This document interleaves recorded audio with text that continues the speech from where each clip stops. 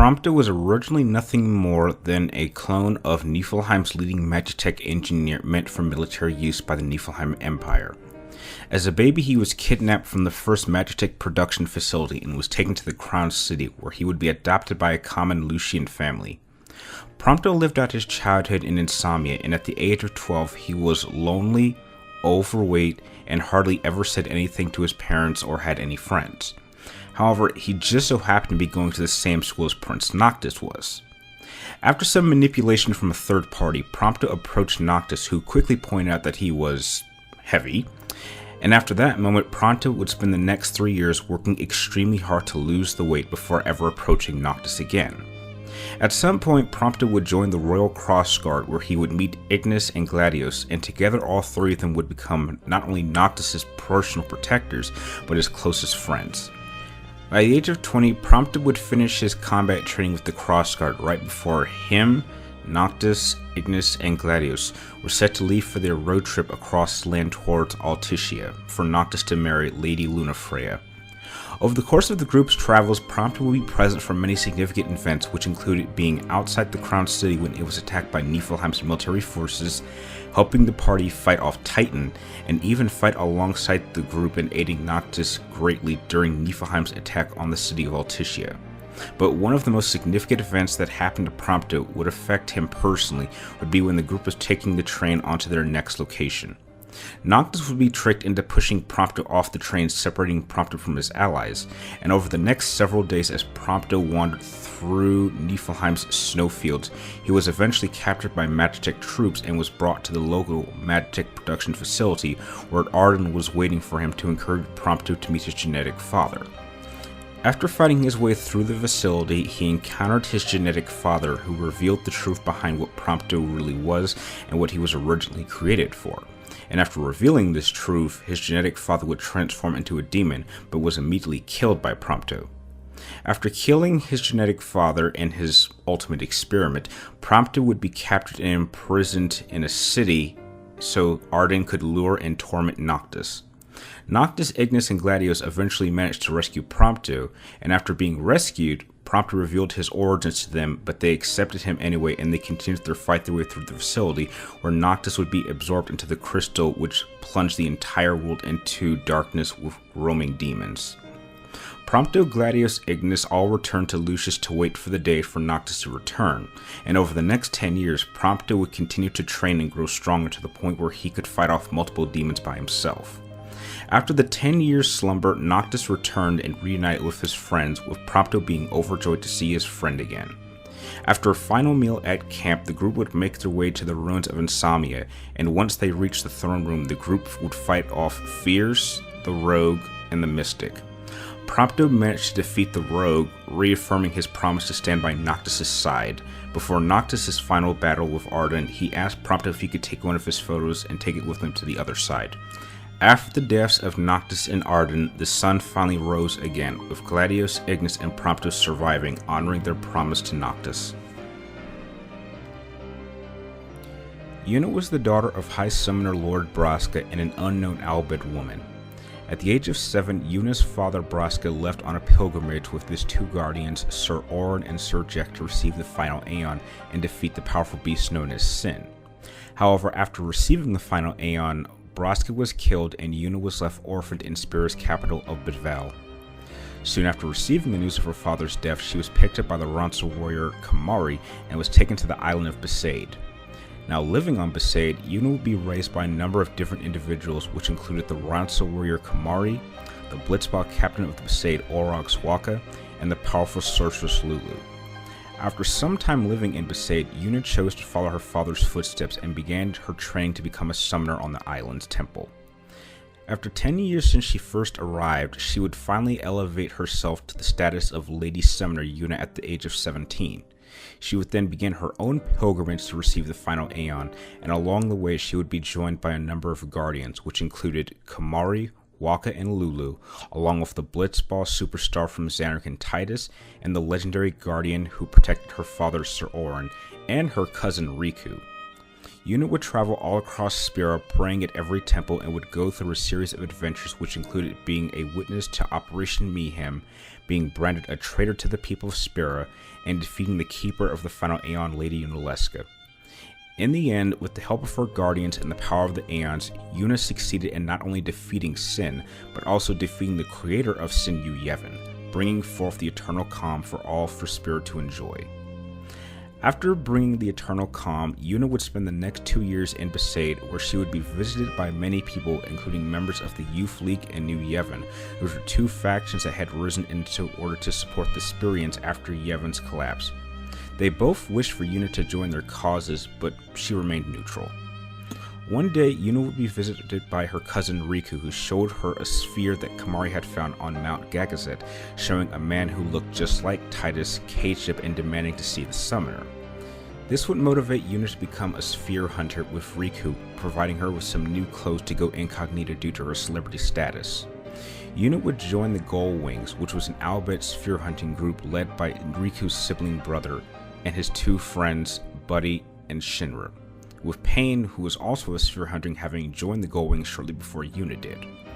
Yuna, Riku, and Pain would travel all across Spira, collecting spheres, and would eventually come across a specific sphere which showed the same man who looked like Titus standing in front of a powerful ancient weapon called Vegnagun, which was said to have the power to wipe out all of Spira. After studying the sphere more closely, they realized that Vegnagun was located underneath Spira's capital of Bavel. And after Yuna, Riku, and Pain made their way through the underground passages, they discovered that not only was Vegnagun not there, but the three were immediately confronted by the Aeon Bahamut, who was now corrupted. This would shock Yuna, as she had no idea how the Aeons could have returned. After beating Bahamut, they were informed that fiends had begun flooding out of the many temples across Spira. After defeating multiple corrupted Aeons, Yuna would eventually fall into one of the holes in the temple, and she would find herself in the far plains, where she would be confronted by the man who looked like Titus. He revealed that his name was Shurian, and that his plan was to use Vegnagun to destroy all of Spira, despising Spira's inability to change after 1,000 years as everyone was continuing to fight. Yuna managed to escape the far plains and reunite with Riku and Pain, and after explaining to them exactly what Shurian was planning to do, the three of them would make their way into the deepest recesses of the far plains, where Shurian was preparing to fire Vegnagun to destroy Spira. Yuna, Riku, and Pain, alongside some of their allies, managed to destroy Vegnagun by attacking different body parts, until they managed to reach the top, where they would confront and defeat Shurian. After defeating Shurian, Yuna was confronted by the Faith of Bahamut, who asked if she wanted to be reunited with Titus, to which she said yes.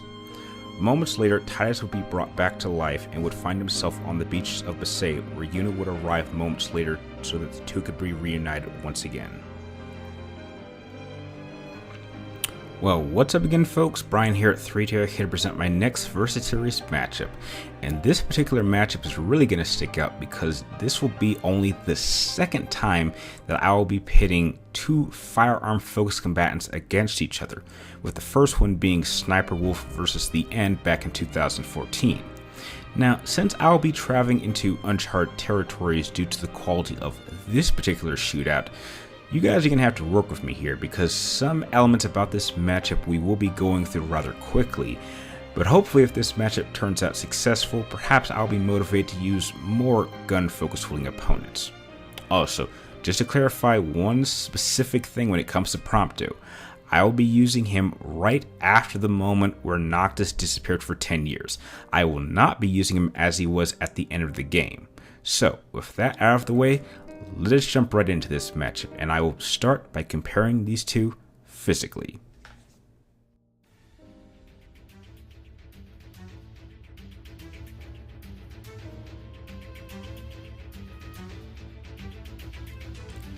During the events of Final Fantasy XV, Prompto was a 20-year-old human male standing 5'8".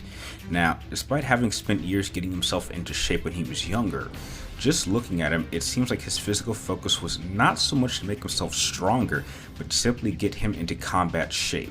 So this means that he would have focused on developing his stamina and maneuverability to allow him to fight longer and make himself a much harder target to hit. Now, I'm sure how much durability he could take was manageable to allow him to survive being pushed off a speeding train, so I gotta count that for something. Now, when it comes to Yuna, by the time of Final Fantasy X-2, she was a 19-year-old human female standing 5'3". Having been trained to become a summoner would have kept her in relatively good shape, and her transition into becoming a gunner would have required her to develop her physicality. Now, being a female should have undoubtedly mean that she is relatively fast and flexible, and even capable of jumping several feet into the air with no difficulty. But due to her focus as a gunner, that means that there would have also been no need for her to develop her strength unless she needed to use it to handle the recoil of her guns. But from what I've seen, she has proven to be able to keep a steady hand in the process to get some pretty accurate shots.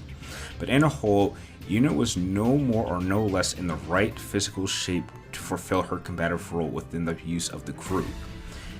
Now, to be honest, there really wasn't much need to compare these two with their physical capabilities, because in a fight like this may be the one factor that has the least impact on this engagement.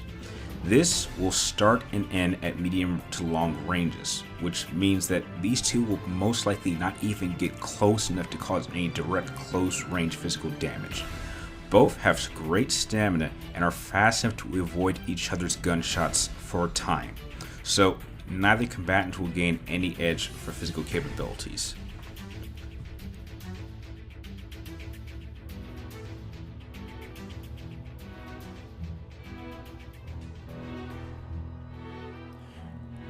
Now, before I forget, I would like to point out a rather important factor when it comes to Prompto's collection of possible weapons.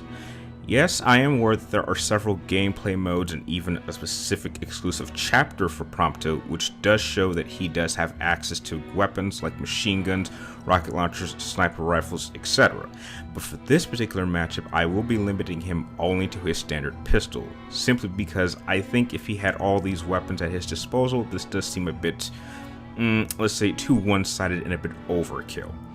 Also, when it comes to his close range weapons, I am aware that he also has access to a circular saw, which he uses to attack enemies up close. But as I did state earlier, I do believe that a matchup like this will never at any point get to close ranges, so him having a circular saw just doesn't seem to make sense because it won't be used in this matchup.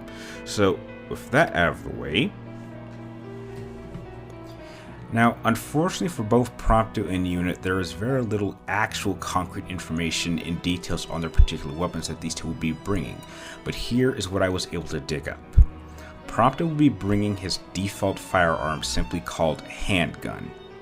Prompto's handgun was a very simply designed revolver-like style gun with a standard chamber capable of holding 6 rounds at a time. But this won't really be an issue because I will be granting both these characters infinite ammunition without the need to reload. The weapon itself also had a standard barrel, but it did have some elegant engraving on the side for style. Now, Yuna's primary firearms that she'll be bringing into this engagement were the Twin Bs, which were a pair of twin pistols that fired magical ammunition and are actually powered up by Yuna's own magical strength. They have multiple firing modes, but the two modes that Yuna uses the most are the automatic rapid fire setting and the charged up shot. Now, just from that description alone, it is clear that Yuna has the superior arsenal of weapons. Not only does it have superior firing rate and possible range, but Yuna carries 2 of these to Prompto's 1 gun. Now, there is a way for Prompto to temporarily summon a second firearm that he can use, but even in those situations, he would still be at a disadvantage. So, with that said, Yuna not only gets the advantage, but Yuna will get the edge in weapons.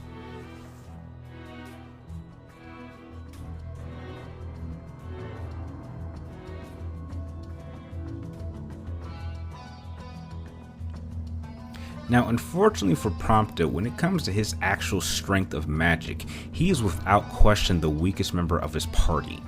He can't warp and phase through attacks like Noctis, he can't enhance his physical strength and perform powerful strikes like Gladios, and he can't even scan or generate magical firing strikes like Ignis. What he can do is a number of special techniques, though some of them do only work alongside Noctis and the rest of the party. But what he can do on his own are techniques like Piercer, Star Shell, Recoil, Snapshot, and Trigger Happy. Trigger Happy in particular allows Prompto to magically summon a twin version of his primary weapon, but he can only use it for a short period of time before it disappears.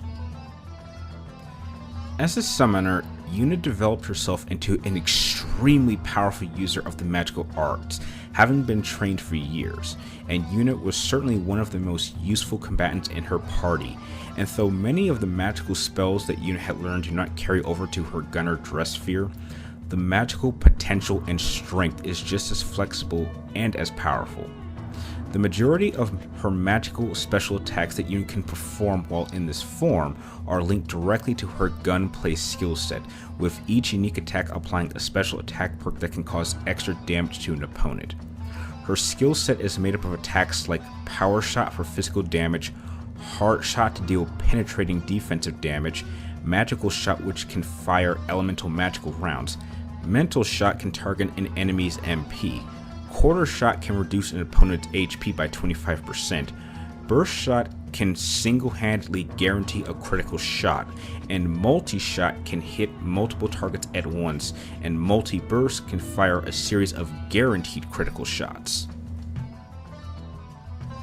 Okay, this round was also pretty easy to call. There is no question that within the contents of the group, Prompto can really be useful in combat, but on his own, his technique attacks simply take too long to use in combat, and some of them, like Star Shell and Snapshot, will not even be effective against Yuna at all. While Yuna's own strength and magic not only gives her far more combatively effective options at her disposal, but she's going to have a much easier time dishing them out, with there being a really solid chance that if Yuna can successfully hit Prompto with a series of her mental shots, she could actually prevent Prompto's technique attacks from charging up, which would leave him at a serious disadvantage. So for those reasons, Yuna will take the unquestionable edge in magical and special abilities.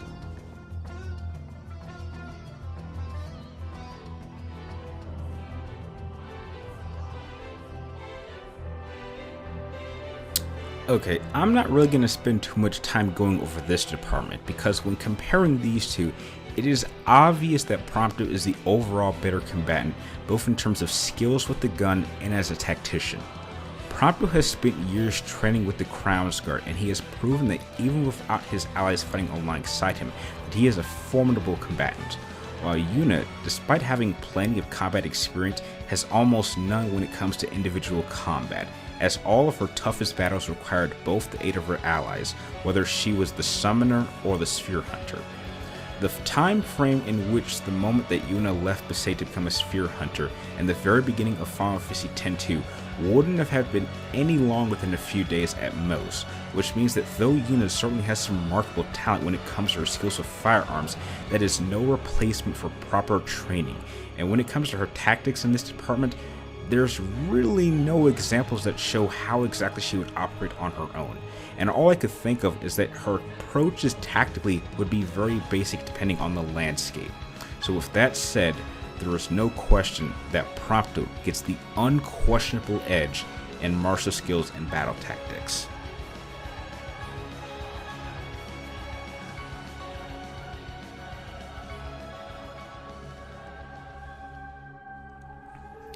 The really challenging part about determining a winner for this particular matchup is that a solid argument could be made for both as for why either of them should win this engagement.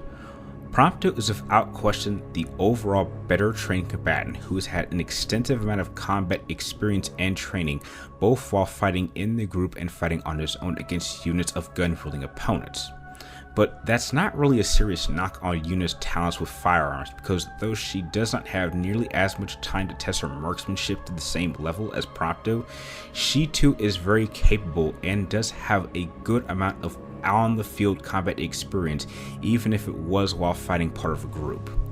Where Yuna does have a serious advantage over Prompto is with her use of magic and the firearms she carries. Due to the kind of fight that this would most likely be, neither Prompto nor Yuna will ever allow the other to get too close to them to hit them at close range, so physical capabilities will not really play a factor in this matchup. But thanks to Yuna's twin B pistols, she's going to have a significantly easier time keeping Prompto at bay with the addition of her magical strength, which she will have access to being able to fire her weapons while putting up more pressure on Prompto, perhaps to the point where she could even overwhelm him. Prompto may have a series of technique attacks at his own disposal, but they are not nearly as effective or as efficient in combat as Yuna's abilities are, and will take much longer in order to prepare. And what's worse is that a good number of them, like Starshell and Snapshot, are not even going to be effective against Yuna at all. And the ones that would be effective against Yuna will be much harder for Prompto to use, because Yuna, with the rate of fire that she will be dishing out at Prompto, will either keep him constantly on the move, making it much harder for him to get a precision shot off, or will keep him out of effective firing range. What ultimately will decide the outcome of this matchup is terrain, and what is the most likely type of location that a fight like this could take place. And when one places that important factor into this matchup, it is clear that Yuna will most likely come out the winner. The only locations where I could see Prompto winning against Yuna would be either in some ruins or some sort of base or facility where he could use cover to try and sneak up close without her knowing and shoot Yuna either from one of her exposed flanks or to try to shoot her in the back. And even in these scenarios, it's iffy, because should Yuna spot him and start unloading and keep up the firepower, Prompto is going to be immediately placed on the defensive, with Yuna refusing to let him counterattack. This fight will most likely take place outside in a clearing or some location where they can see each other clearly, and once the shooting starts, Prompto is going to be at a disadvantage, being forced to run and to try to make himself a much harder target to hit. While on the move, Prompto will attempt to use one of his skill set attacks, but they will either fail to be effective or Yuna will prevent him from getting an accurate shot, with his piercer technique in particular requiring him to stand completely still to get an accurate shot off. But when someone is firing this much at you, the last thing you want to be doing is standing still.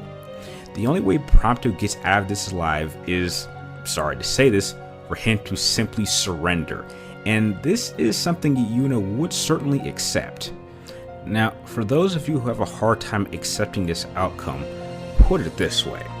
If you're a trained soldier equipped only with a revolver and you find yourself going up against someone wielding 2 Tommy guns with an infinite supply of ammunition that never needs to reload and has proven that they can be pretty accurate with these weapons when they want to, do you really want to try to take them on in a head-to-head shootout?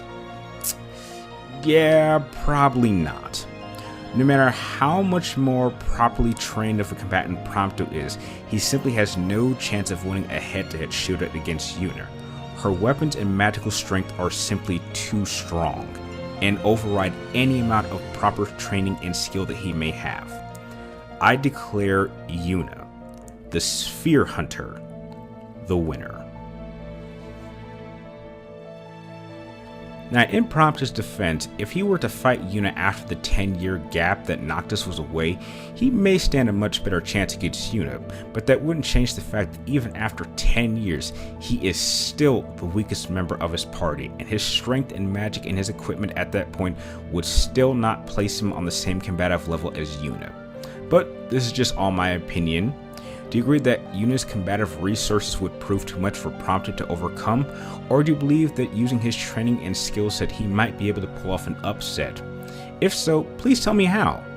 Share your own thoughts and opinions with me and everyone else in the comments down below, and don't forget to like this video and follow me on Twitter to keep track of me and my future videos. And like always, I would like to thank all of you guys for watching, and I hope you really enjoyed this little preview for the next matchup, and heck, you won't even have to wait long for the next matchup.